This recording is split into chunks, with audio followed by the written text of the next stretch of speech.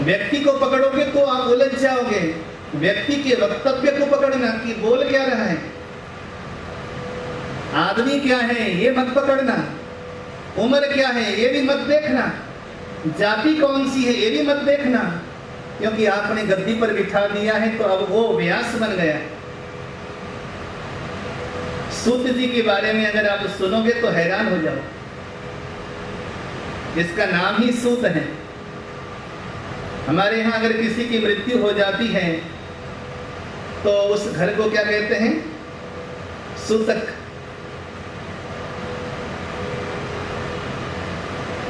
सूतक या पातक। बच्चा जन्म लेता है तो घर को सूतक कहते हैं, और मृत्यु के घर को भी सूतक ही कहते हैं। पातक शब्द तो एक व्यवहारिक शब्द है, शास्त्रीय शब्द पातक नहीं है। शास्त्रीय शब्द दोनों ही अवस्था में सूतक है, यानी कि सूतक शब्द का अर्थ होता है अपवित्र। अब बताइए कि सूत आकर कथा सुनाने के लिए व्यास गद्दी पर बैठा है, जिसका जन्म ही वर्णशंकर परिवार में हुआ। वर्णशंकर यानी कि माता एक जाति की थी, पिता एक जाति का था। हमारा समाज अलग अलग जाति के बच्चों को स्वीकार नहीं करता था, इसलिए वो सूत कहलाए। सूत यानी कि अपवित्र। लेकिन जब व्यास गद्दी पर बैठ गया तो भी वहां सूत बन गया। अब कौन सा सूत है? जब तक व्यास गद्दी पर नहीं बैठा था तब तक वो पातकी सूत था, लेकिन व्यास गद्दी पर बैठ गया अब दूसरा सूत हो गया। सूत यानी कि जो ज्ञान को जन्म दे, जो भक्ति को जन्म दे, जो वैराग्य को जन्म दे। क्योंकि प्रसूता, बच्चे को जन्म देने वाली माँ का क्या नाम है? प्रसूता। यानी कि सूत शब्द से जन्म का भी अभिप्राय है। अभी तक उसका स्वयं का जन्म निरर्थक था, लेकिन जब व्यास गद्दी पर बैठ गया तो शुद्ध बन गया। अब उसके द्वारा जो जन्म ले रहा है वो ज्ञान, भक्ति और वैराग्य का जन्म हो रहा है। उम्र क्या है? उम्र मात्र उसकी उम्र 16 साल की है। इसलिए याद रखना, आसन का महत्व है। 16 वर्ष का बच्चा किसी को क्या पढ़ाएगा, क्या समझाएगा, लेकिन आसन पर बैठ गया तो 16 नहीं 160 वर्ष का हो गया। सौनकादि ऋषियों ने प्रश्न किया। सूत जी महाराज ने कहा कि देखो, मैं तो बालक हूं और आप सभी बड़े तपस्वी हो।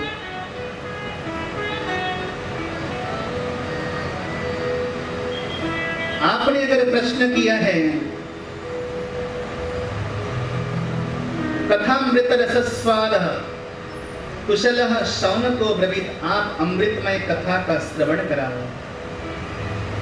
भगवान की अमृतमय कथा को सुनना चाहते हो तो मैंने अपने जीवन की घड़ियों में आत्मसात किया है।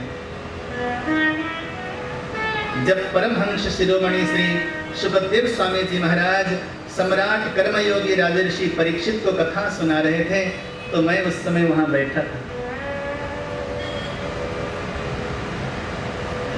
क्योंकि सुखदेव स्वामी तो परीक्षित को मुक्ति देने के लिए बैठे थे। आपको याद है, क्योंकि 7वें दिन में तक्षक सर्प डसेगा तो मर जाएगा राजा।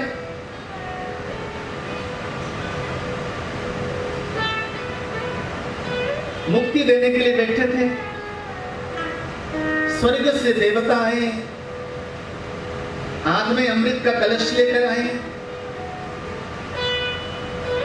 ये अमृत आप राजा को पिला दो और बदले में ये कथा अमृत हमें पिलाओ।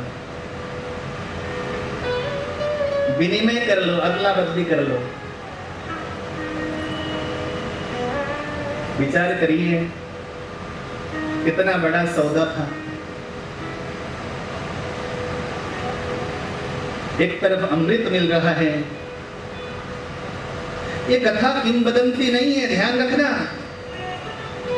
मैंने अपनी छोटी सी जिंदगी में इस कथा ने जितने लोगों को परिवर्तित कर दिया है मैं जानता हूं। न जाने कितने ही नास्तिकों को इस कथा ने आस्तिक बना दिया है मैं जानता हूं। मैंने अपने जीवन के 16 वर्ष मात्र परिव्राजन में बिताया है, घूमने में बिताया है, और अपने जीवन के 16 वर्ष ऐसे ऐसे महापुरुषों के संग में बिताया है कि मैं आपको बता नहीं सकता। मैंने लगभग भारत की परिक्रमा पैदल करी, भारत के प्रत्येक प्रांत में मैं गया हूं, और कुंभ मेला में मैंने दो कुंभ मेला में मैंने कल्पवास किया है। और कुंभ मेला में मैं कोई नहाने के लिए कल्पवास नहीं करता था, मेरी शुरू से आदत बनी है, भगवत कृपा ऐसी हो गई, माता पिता का आशीर्वाद ऐसा मिल गया कि मन संतों के समागम में और साधु महात्माओं के संग में रम जाता था। और सच कहूं तो मैंने जीवन में किताब की पढ़ाई बहुत कम की है, संतों के संग से मैंने अपने जीवन को कढ़ाई की। शायद 15-20 साल से जानने वाले लोग यहां पर बैठे हैं, मुझे जानते हैं।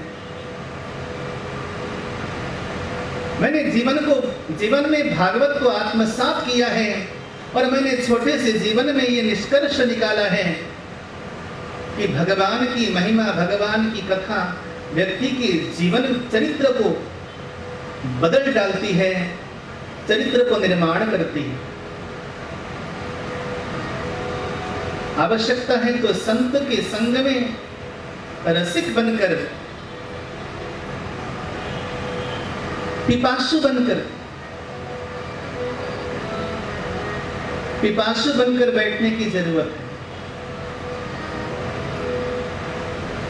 भगवान बुद्ध कहीं जा रहे थे,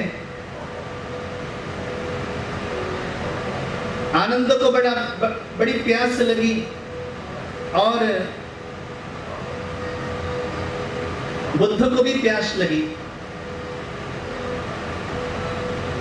दोनों सत्संग कर रहे थे। आनंद ने प्रश्न किया, प्रभु ये बताइए कि ज्ञान देने वाला ऊपर बैठता है और ज्ञान लेने वाला नीचे बैठता है, क्यों?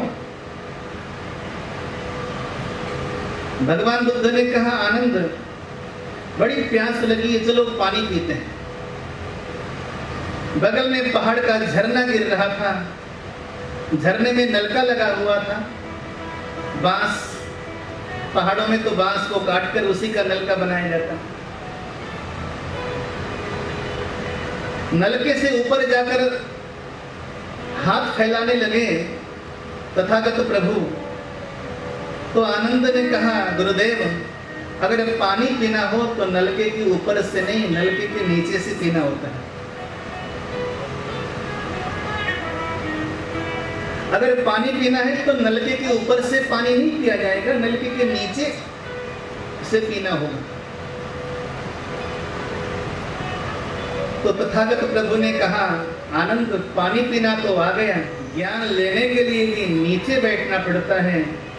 ज्ञान देने वाला ऊपर बैठेगा तो ज्ञान लेने वाला ज्ञान ले पाएगा। जो गीता भगवान ने अर्जुन को समझाई, उस गीता को युधिष्ठिर महाराज को समझाने के लिए नाकों चने चबवाने पड़े भगवान को भी।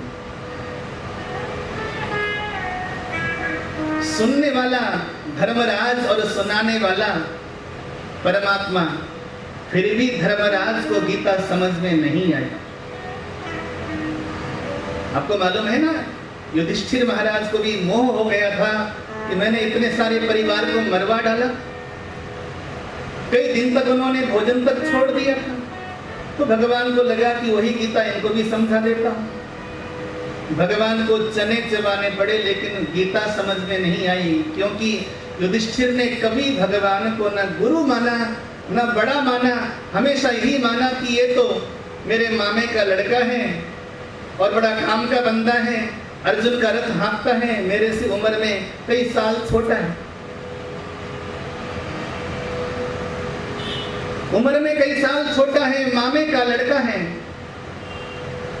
वहां से आगे बढ़ न सके युधिष्ठिर। तो गीता भी उनको समझ में नहीं आई, भागवत समझ में आएगी।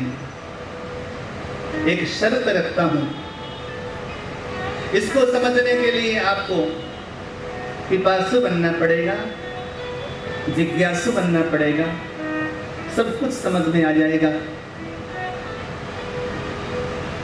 ये तो निश्चित है कि मैं 7 दिन में सब समझा नहीं पाऊंगा, लेकिन ये भी गारंटी है कि जितना सुनेंगे ना वो काफी है आपके लिए। मेडिकल की सारी दवाइयां आप ही पी जाओ, कोई जरूरी नहीं है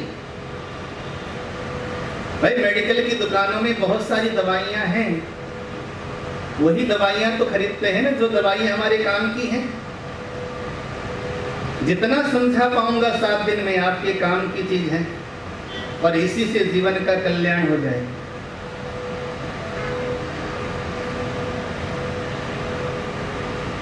अमृत कलश लेकर आए, सुखदेव स्वामी ने कहा, अरे देवताओं, कहां कांच और कहां मणि, कहां ये साधारण अमृत जिसके पीने से पुनः पुनः जन्म मृत्यु के चक्र में बंधना पड़ता है, और कहां एक कथा अमृत जिसका पान करने के बाद जन्म मृत्यु के चक्र ही टूट जाते हैं।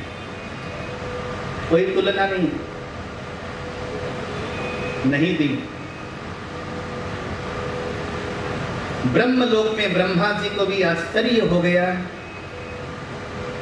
हाथ में तराजू लेकर आए और तौलने का प्रयास किया स्वयं विधाता ने। देखो तो सही, ये भागवत की कथा की महत्ता क्या है।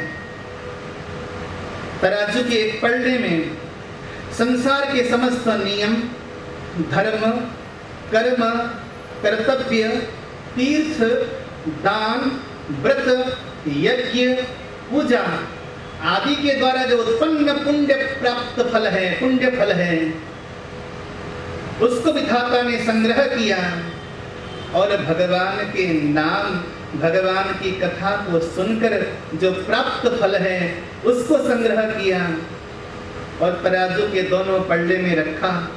ये तराजू कोई साधारण लोहे का तराजू नहीं था, ये कोई पित्तल का तराजू भी नहीं था, कोई धातु का तराजू नहीं था, ये विधाता का अद्भुत अलौकिक तराजू था। दुनिया का एक ही ऐसा तराजू जिस तराजू में हमेशा सद और असद विवेक के द्वारा तौला जाता है, सद विवेक के साथ तौला जाता है, सद असद कर्मों को तौला जाता है।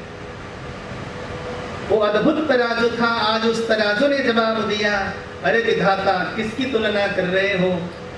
भगवान की जो भागवती कथा है उसके द्वारा जो जीवन का संशोधन होता है, परिमार्जन होता है, वो दुनिया में कोई तुलना नहीं कर सकता। तराजू ने जवाब दे दिया, विधाता ने हस्ताक्षर कर दिया कि भागवत की कथा धन्य है, इसके सामने दुनिया के सारे कर्म निष्फल हैं। उन सारे कर्मों का फल ही होगा। आपने अगर तीर्थ यात्रा करी है तो तीर्थ यात्रा का फल ये होगा कि आप भगवान की कथा, भगवान का नाम सुन पाओगे। आपने दान दिया है तो दान का फल ये होगा कि आप भगवान की कथा के पंडाल में आकर बैठ पाओगे। आपने माता पिता का आशीर्वाद प्राप्त किया है तो उसका फल ये होगा कि आप भगवान की कथा पंडाल में आकर बैठ पाओगे।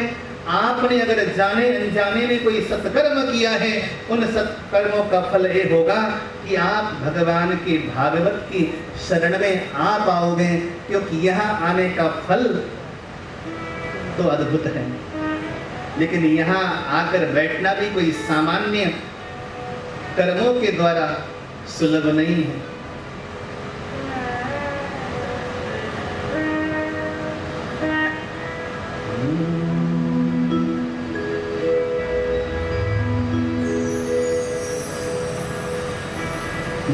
सांभलिए तेरा मुझको, सांभलिए तेरा मुझको, दीदार हो जाए। यहाँ आकर बैठना भी जीवन का महत्वपूर्ण फल है। भाग्य उदय उससे नहीं कहते कि आपने अरबों रुपए कमा लिए हैं, भोग के सारे संसाधन आपके पास हैं और आप भाग्यशाली हैं। गलत है भैया। जो आपको मिला है भगवान की कृपा से मिला है, और वो चीज टिकी रहे, इसमें भी भगवान की कृपा अनिवार्य है। जो दौलत आपको मिली है भगवान की कृपा से मिली है, ज्यादा अहंकार मत करना, क्योंकि मिलना ही काफी नहीं, वो टिकना भी काफी है। वो टिका रहे, ये कृपा भी भगवान की बनी रहे, प्रार्थना करना।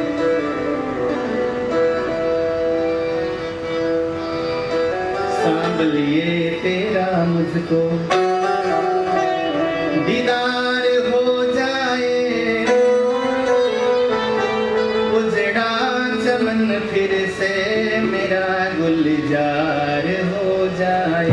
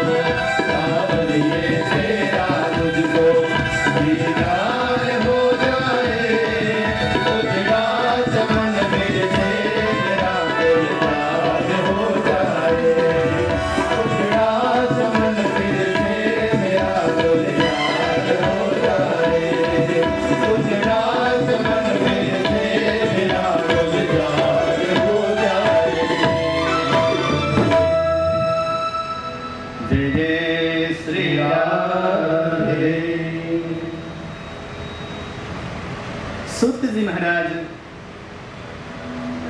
उन्हें कहीं भी शांति नहीं मिली। ये मृत्यु लोक है, यहाँ शांति कहाँ है मालूम? दुनिया का कोना कोना छान मारना, कहीं शांति नहीं मिलेगी। अगर शांति मिलेगी तो मात्र और मात्र सत्संग में ही मिलेगी।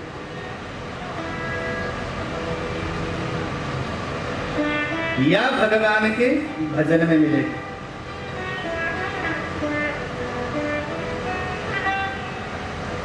क्योंकि यहां से बाहर जाओगे तो दुनियादारी है, चाह है,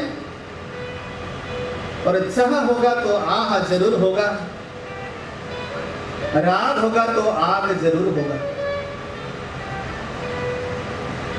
जैसे कहीं धुआं नजर आता है तो जहां से धुआं निकल रहा है उसके नीचे आग जरूर होगा। बिना आग के धुआं हो नहीं सकता। और राग होगा तो आग जरूर होगा, और चाह होगी तो आह जरूर होगी। सत्संग ऐसी जगह है जहां पर चाह है, लेकिन दुनिया की चाह नहीं, हमें सांवरे की चाह है।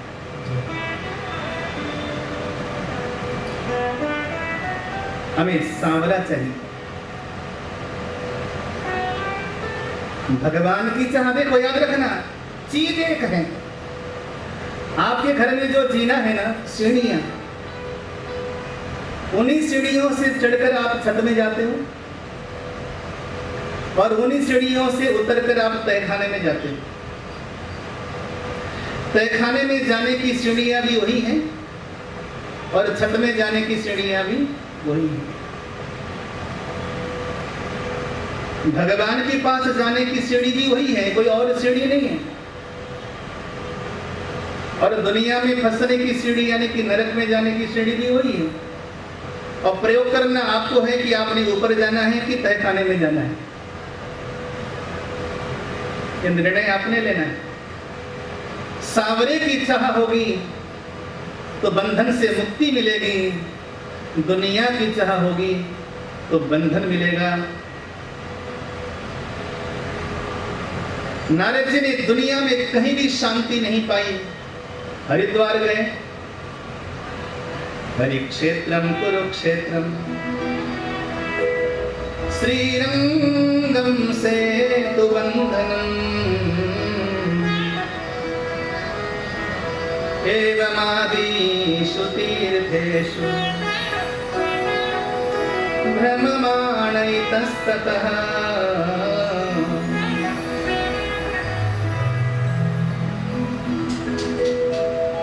हरिद्वार गए, ऋषिकेश गए, कुरुक्षेत्र गए,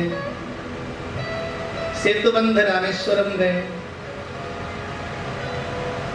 जहां भी गए वहीं पर अशांति देखी, क्योंकि तीर्थ नष्ट हो चुके हैं।